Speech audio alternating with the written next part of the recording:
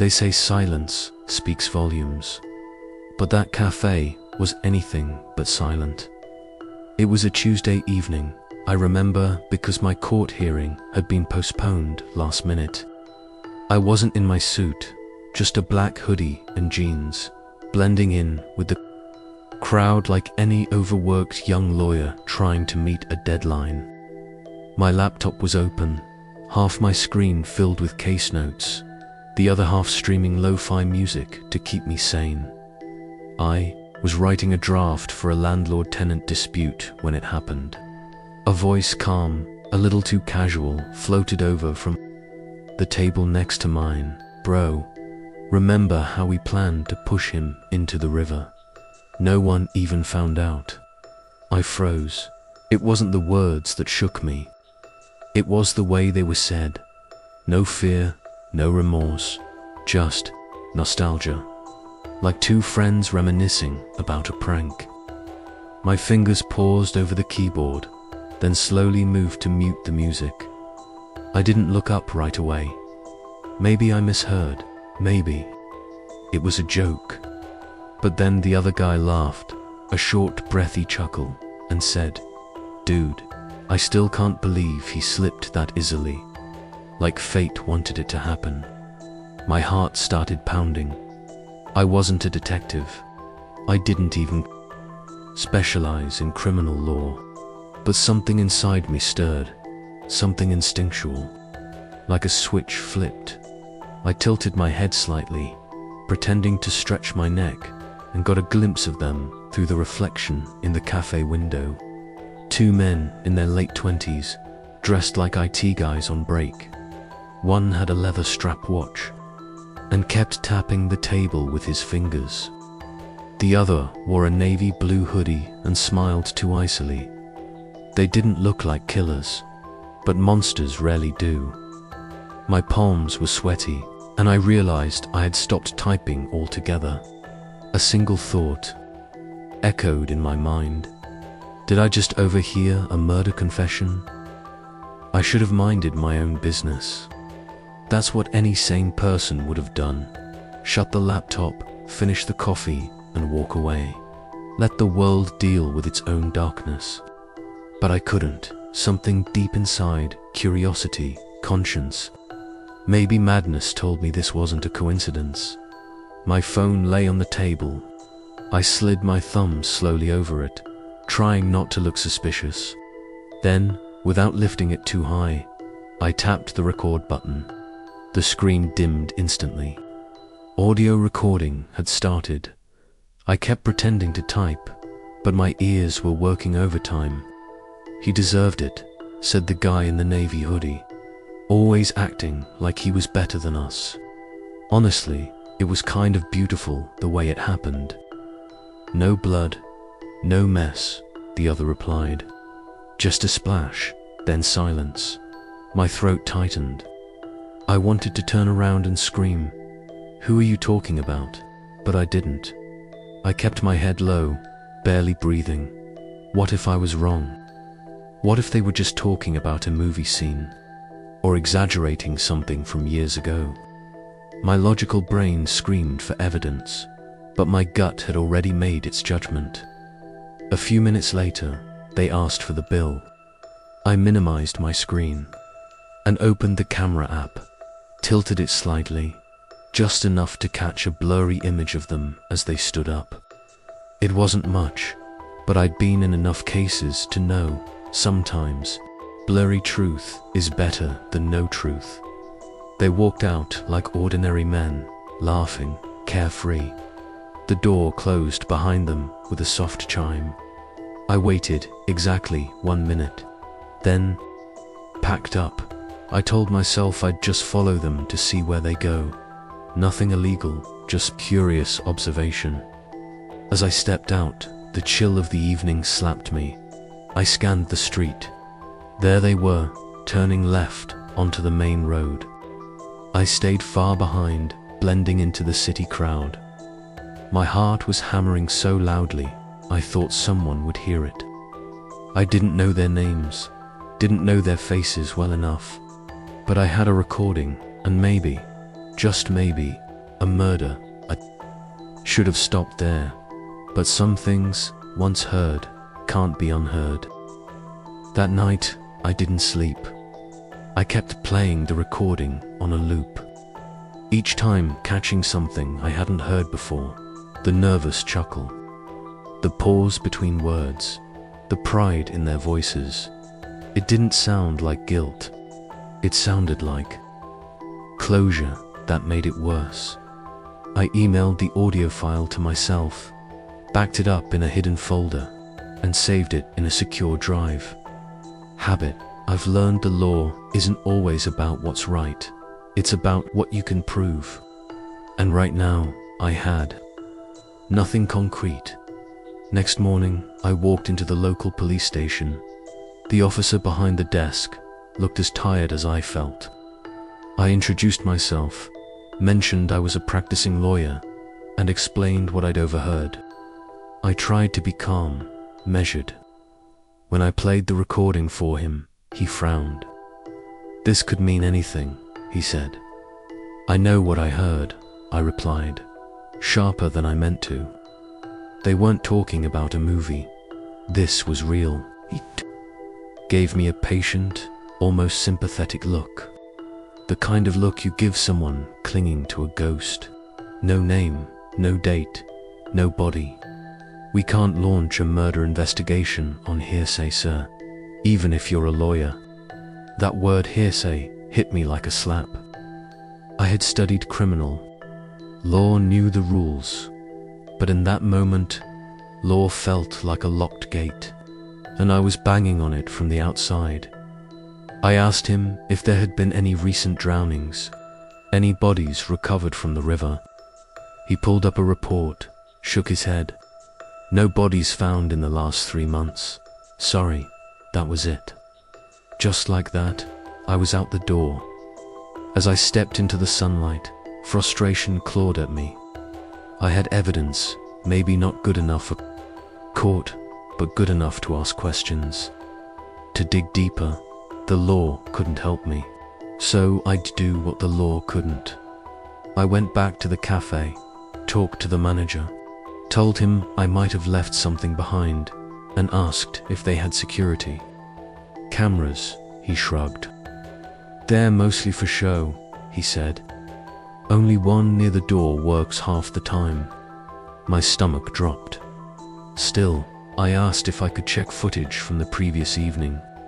He was hesitant, but I flashed my bar council ID, first time I'd used it for something off the books. He let me into the tiny back office. The footage was grainy, but there they were. 7:14 p.m. 2 men walk in. One orders black coffee, the other a caramel frap. They sit down next to me. One of them glances in my direction briefly. That moment felt longer than it should have. I paused the screen. That face. I was going to find out who he was, even if it killed me. I took a photo of the paused screen on my phone. Both men visible, side profiles blurred, but recognizable. It wasn't perfect, but it was all I had. A starting point. I zoomed in. The guy in the navy hoodie had a small scar under his left eye. The one with the leather strap watch had a clean, corporate look, hair neatly parted, like someone who irons his shirt sleeves. I didn't know their names, but I was starting to feel like I knew them. That night, I opened my laptop and started scanning public missing persons databases. Delhi, Mumbai, Bangalore, Pune, anywhere within reach. I filtered results by presumed drowning, last seen near rivers, unexplained disappearances. There were too many. Too vague.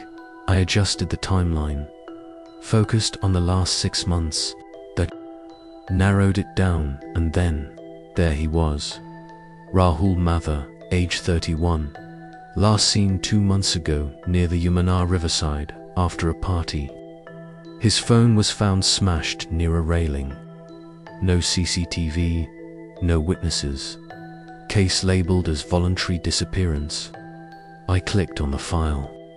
His photo loaded slowly, a tall man with a crooked smile and kind eyes. Something about his face stayed with me longer than I wanted. The report mentioned two friends, Kunal Malhotra and Ankit Roy. No direct suspicions, no arrests, just a single note. Friends claim he may have run off after a heated argument. That name, Ankit Roy. I typed it into social media, and my heart stuttered when a profile popped up. Public, active, the same scar under his eye. I zoomed in on a photo from 2 weeks ago. He was smiling, holding a beer with the other man from the cafe. Kunal. Faces matched, names matched. And now, I had a dead man to go with their joke. This wasn't a coincidence. I opened a new document and started making a case timeline. Date of disappearance, statements, my audio recording, Café visit, CCTV snapshot. Everything went in. Everything had to be connected. I didn't sleep. Again, by morning. My head was pounding, but my focus had never been clearer. These two had done something dark, and now they were laughing about it over coffee while the world moved on. I wasn't a detective. I wasn't a hero. But if the police wouldn't dig, I would, because truth doesn't stay buried forever. I hadn't realized how far I was willing to go until I went further. With their names confirmed, I dove headfirst into their lives. Social media, LinkedIn, old college forums, anything that could connect Kunal and Ankit to Rahul Mathur. It didn't take long. They had all gone to the same engineering college in Noida, batch of 2015. Old Facebook albums painted a story they probably didn't want told. Parties, road trips, inside jokes. Rahul always seemed slightly off to the side, the third wheel. Smiling, but quieter. There was something in his eyes, like he was always watching, never quite inside the moment. By midweek, I had created full profiles on both suspects. Kunal was a software engineer at a multinational company in Gurgaon. Regular gym goer, car enthusiast, and obsessed with self-help books. Ankit worked in real estate, handled large commercial properties, mostly in Delhi NCR. His photos showed him at flashy rooftops, bottle service, always tagging the same 3 or 4 people. They were still living their best lives. And Rahul, he was gone, deleted from their world like he never existed. I printed their photos, pinned them beside my desk, drew lines with red marker connecting events, names, locations.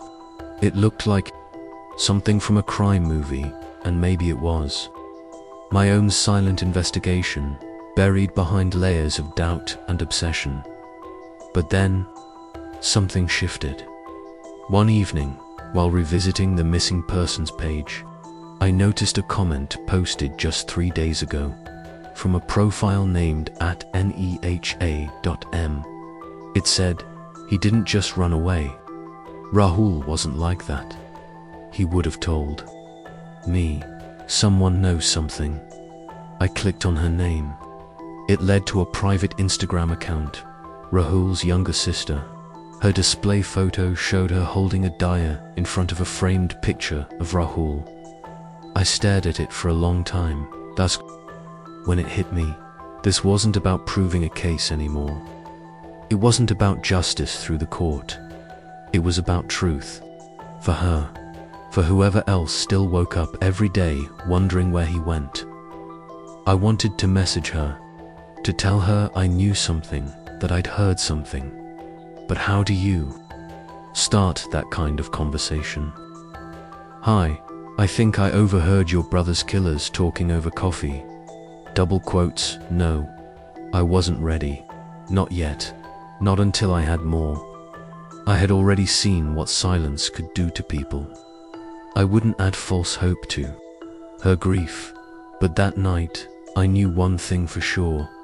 If they had taken Rahul, I was going to make sure they never forgot him. The deeper I went, the more careful I had to become. I started tailing them, just enough to learn their routines. Kunal left his apartment at 8:15 every morning, sharp, white Hyundai, parked outside. Office, gym, back home, predictable, controlled. He lived like a man who needed structure, or maybe like one who had something to hide behind it, Ankit. On the other hand, was chaos. Some days he'd head to a site in Noida. Other days, he was at a cafe flirting with someone new, tossing cash like he didn't care where it landed. His schedule was irregular, but his arrogance was consistent. I followed him twice, careful not to get noticed. Once, he went into a club near Horskos and didn't emerge for hours. Another time, he drove down the highway for no apparent reason, parked for 20 minutes near a closed warehouse, then drove back. No meetings, no calls. Just something off. My gut told me he was the weak link. And then, almost suddenly, he disappeared. I didn't mean from my view. I mean gone. No recent posts, no tagged locations. His phone was off for 3 straight days. Even his colleagues, when I made a pretend client call to his office, said he hadn't shown up. Kunal, meanwhile, was still moving like clockwork, calm, unbothered. I started to panic. What if Ankit figured out someone was watching? What if he ran? What if Kunal had done something to him to keep him quiet? I lay awake that night, staring at the ceiling fan, heart racing, thoughts spiraling. Was I in over my head? No one knew what I was doing. Not my friends, not my firm, no one. If something happened to me, I'd vanish, just like Rahul did. The next morning, I couldn't take it anymore.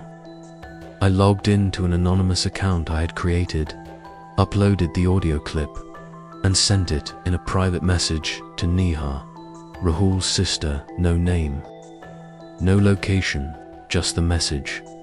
I think I overheard the men who hurt your brother. Listen closely. It was reckless, dangerous, but maybe necessary. 15 minutes later, she replied, "Who are you? Is this real? Please, I need to know." I stared at the screen. My fingers hovered over the keyboard. I couldn't tell her everything, not yet. But I couldn't leave her in the dark either. So I typed, "I'm looking for answers too. One of them has disappeared. The other is still pretending nothing ever happened. I don't want to scare you, but I think I'm next." I hadn't planned to bring her into it, but something about Neha's reply, the desperation in her words, pierced through me.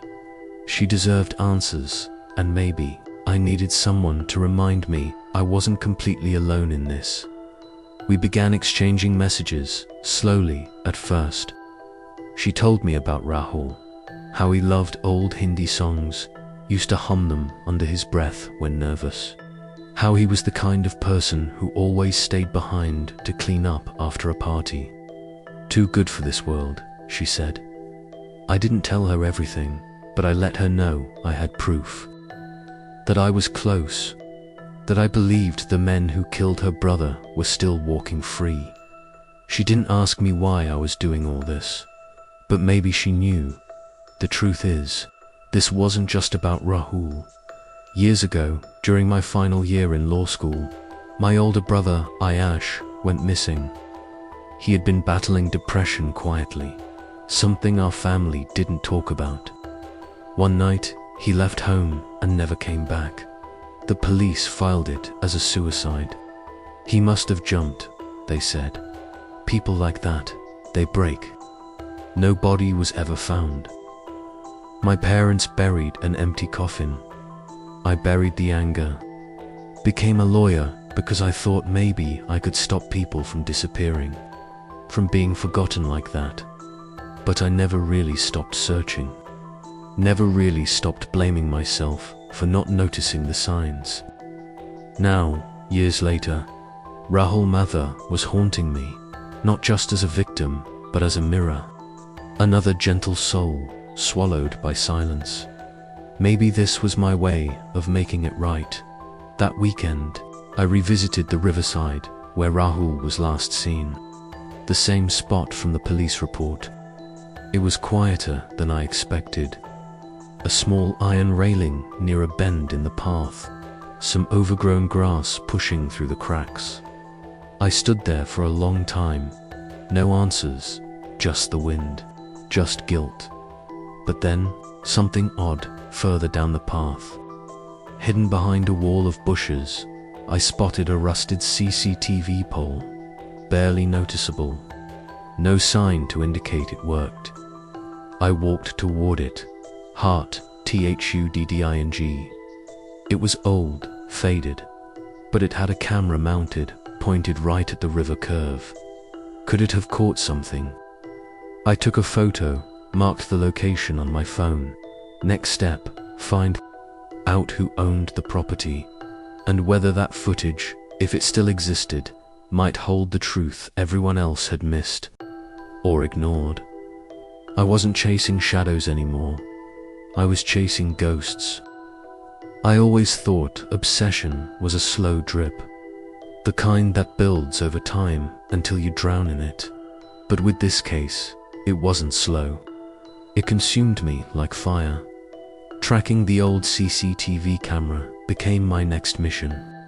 After hours of cross-checking, local utility maps and zoning records, I found out the pole was on the edge of a private industrial warehouse plot owned by a logistics firm.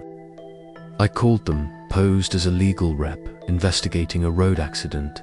They didn't ask many questions, just redirected me to their on-site security contractor. The man on the line was gruff, impatient. Most of those cameras haven't worked in years, he said. Old system, no one maintains it.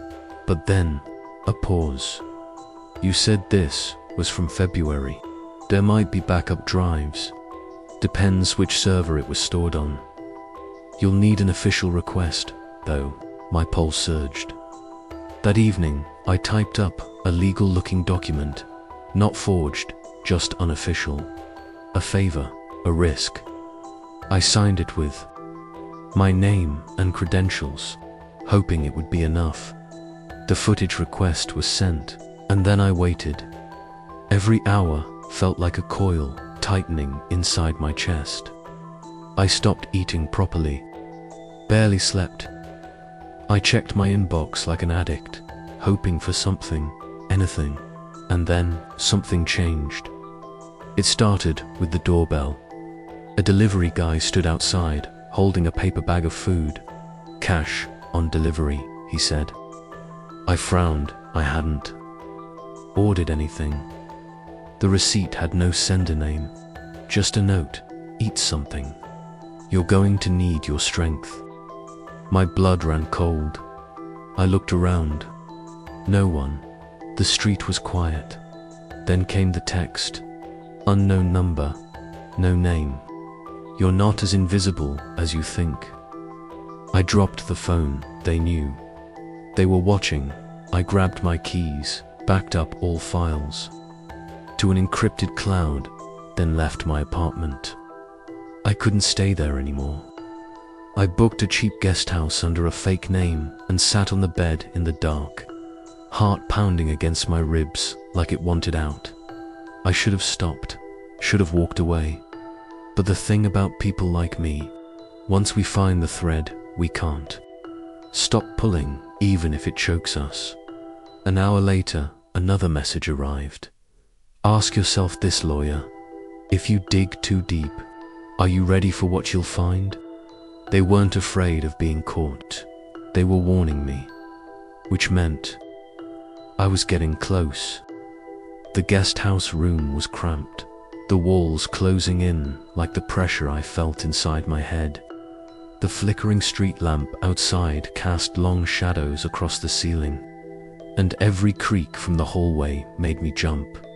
Sleep was a stranger. My mind replayed the messages, the voice in the cafe, the faces I'd pinned on my wall back home. I realized how thin the line was between justice and obsession, between vigilance and paranoia. I sat at the small desk, staring at the laptop, fingers hovering over the keyboard. I had to keep moving, keep pushing. The police had closed the case on Rahul's disappearance. No body, no evidence, just a missing person file gathering dust. But I wasn't going to let it go. I began hacking deeper into their lives, digging through phone records, public property databases, anything that could hint at what happened the night Rahul vanished.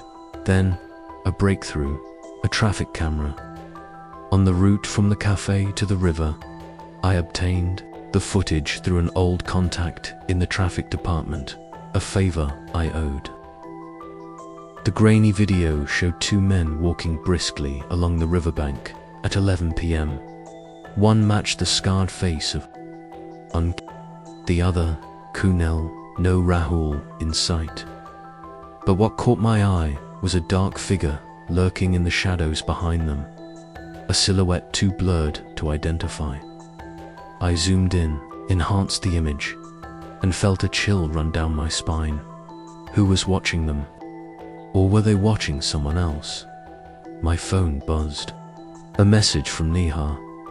Please be careful. I don't want to lose anyone else. I typed back quickly. I'm getting closer. I promise. But deep down, I knew promises were fragile things. That night, as I lay on the bed, my mind racing, the buzzing started again, a slow, insistent vibration in my pocket. A new text from the same unknown number. Stop digging, or this story ends. For both of us, I stared at the screen, heart pounding. The game had changed. The hunter had become the hunted. I knew I couldn't stop now. Not after coming this far. The river, that silent, dark witness, held answers. It was time to face it head-on. I borrowed a small boat from a friend who worked in the fisheries department. The night air was cold, the mist curling off the water like ghostly fingers, as I rowed along the shore near where Rahul was last seen. Every splash felt like a heartbeat, every ripple a whisper of the past. I scanned the banks, flashlight cutting through the fog.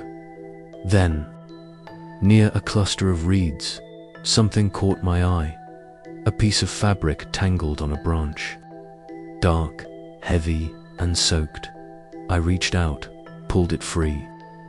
It was a jacket, a man's jacket. The smell of mildew and decay hung heavy. My hands trembled. I searched the pockets and found a crumpled piece of paper. The ink had faded, but I could make out a phone number and a hastily scribbled note. Meet me, midnight, near the old bridge. Could it be Rahul's? Or a clue left behind by someone who knew too much? I snapped photos and texted Neha. Found something near the river. This could be a lead. Her reply was immediate. Be careful. This place feels wrong. I wasn't just chasing shadows anymore.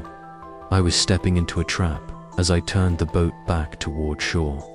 A sudden noise made me freeze. A splash. A soft thud nearby. I spun my flashlight toward the sound. Nothing. Just the river, cold and endless. But I couldn't shake the feeling that someone or something was watching.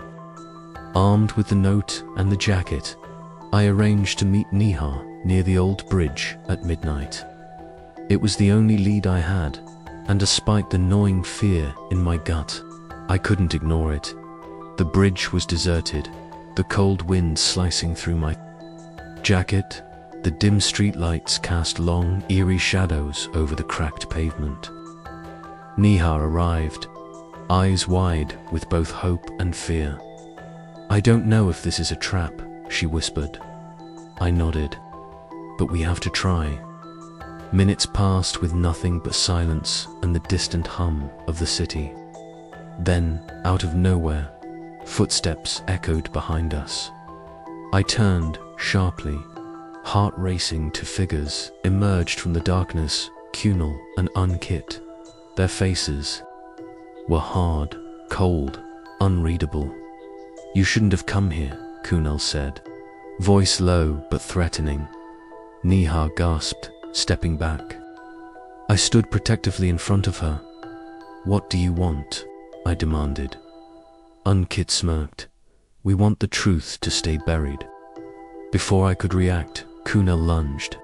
I dodged, but the surprise was enough to send me sprawling. Neha screamed. The struggle was chaotic shouts, punches, the scrape of gravel under frantic footsteps. I realized then this was bigger than me. Bigger than just a missing man. It was about survival.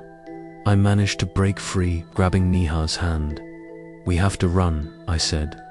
We sprinted down the dark street, the sound of their pursuit pounding behind us. That night, I understood one thing.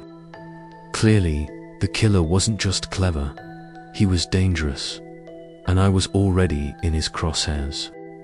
We didn't stop running until the city lights blurred behind us and the sounds of footsteps faded into the night. Neha was trembling, her breaths shallow and rapid. I gripped her hand tightly, trying to ground both of us back at my temporary hideout. I locked every door and window, heart still racing like a trapped animal's. The realization hit me hard. They were not just threats in the shadows anymore. They were hunting us. I scoured every scrap of information I had on Kunal and Ankit, looking for a pattern, a weakness, anything. I discovered a warehouse on the outskirts of the city, linked to both men through shady property deals. My gut told me that was where the next confrontation would be. With Neha's hesitant agreement, we planned to go there to face the truth, head on or fall trying. The warehouse was a rusting skeleton under the moonlight, surrounded by towering fences and thick shadows. As we approached, my heart pounded like a drum, adrenaline flooding every nerve. Inside, the air was thick with dust and secrets. We moved cautiously, every creak amplified in the silence. Suddenly, lights flicked on. Kunal and Ankit stood at the far end, flanked by two burly men. "You shouldn't have come here," Kunal sneered, but I stepped forward. The truth doesn't stay buried forever. The standoff was electric, words sharp as knives, promises of silence and threats barely contained. Then, without warning, Ankit lunged at me. The fight was brutal and raw, fueled by fear and desperation. Neha screamed, but I blocked the blow just in time. In the chaos, I managed to grab my phone and hit record. This was it, the confession I needed. As punches flew and threats were hurled, I held on, knowing this moment could change everything. The fight was messy. Fists collided, breath came in ragged gasps. Amid the chaos, I caught fragments of conversation, half-spoken truths that chilled me deeper than any blow. Kunal's voice, cold and sharp, echoed. He was a liability. Rahul couldn't be trusted. It was just business. Ankit snarled. We didn't mean for it to go this far. It was supposed to scare him, nothing more. The weight of their confession settled over me like a dark cloud. It wasn't a moment of remorse, just cold calculation masked in twisted justification. With trembling hands, I kept my phone steady, recording every word. Then suddenly, the door burst open. Police floodlights stabbed through the darkness. Neha had called them. A silent plea for backup she mustered despite the danger. Kunal and Ankit froze, the walls closing. In dot as officers moved in, handcuffs clicked, and justice felt closer than ever. But amid the relief, doubt gnawed at me. Had I done the right thing? Or had my obsession turned me into the very thing I feared? The night blurred into a swirl of questions. The courtroom was quiet, except for the steady rhythm of the judge's gavel. Watching Kunal and Ankit stand there, stripped of their arrogance, I felt a hollow victory. The evidence I gathered, the recording I'd risked everything for it, all brought them to justice. But justice wasn't a clean line. It was messy, stained with shadows of doubt and pain. Rahul's body was never found. The river kept its secrets. The law could only do so much. I looked at Neha, her eyes still haunted, but flickering with a fragile hope. I wanted to tell her that this wasn't the end, but a new beginning. That her brother's story mattered now. As for me, the obsession that drove me had changed me. I wasn't just a lawyer anymore. I was a keeper of truths, a guardian for those who disappeared into silence, walking out of the courthouse into the cold daylight. I felt the weight lift, yet settled differently. Sometimes, the line between justice and revenge blurs, and the only way forward is to keep moving, one step at a time.